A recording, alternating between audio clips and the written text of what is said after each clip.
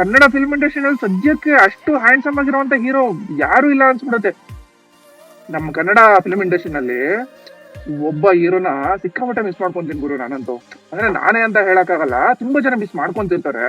One of the most handsome guy ಯಾರು ಹೇಳಿ ನೋಡೋಣ? ಯಾರದು? ಪ್ರಜ್ವಲ್ ದೇವರಾಜ್ ಅವರು ಗುರು. ನಿಜವಾಗ್ಲೂ ಕನ್ನಡ ಫಿಲಂ ಇಂಡಸ್ಟ್ರಿನಲ್ಲಿ ಒನ್ ಆಫ್ ದ ಹ್ಯಾಂಡ್ಸಮ್ ಅನ್ನೋದಕ್ಕಿಂತ ಹ್ಯಾಂಡ್ಸಮ್ ಅಂತ ಹೇಳ್ಬೋದು, ಅಷ್ಟು ಸಕ್ಕತ್ತಾಗಿದ್ದಾರೆ. ಕನ್ನಡ ಫಿಲ್ಮ್ ಇಂಡಸ್ಟ್ರಿನಲ್ಲಿ ಸದ್ಯಕ್ಕೆ ಅಷ್ಟು ಹ್ಯಾಂಡ್ಸಮ್ ಆಗಿರುವಂತ ಹೀರೋ ಯಾರು ಇಲ್ಲ ಅನ್ಸ್ಬಿಡುತ್ತೆ. ಅಂಡ್ ಇದು ನನ್ನ ಪರ್ಸನಲ್ ಒಪಿನಿಯನ್. ನಮ್ಮ ಹೀರೋನು ಸಕ್ಕತ್ತಾಗಿದ್ದಾರೆ ಗುರು. ನೀನ್ ಯಾರು ಗುರು ಬರೀ ಪ್ರಜ್ವಲ್ ದೇವರಾಜ್ ಬಗ್ಗೆ ಮಾತಾಡ್ತಿದ್ಯಾ ಅಂತ ಕಿತ್ತಾಡ್ಬಿಡಿ. ಆಮೇಲೆ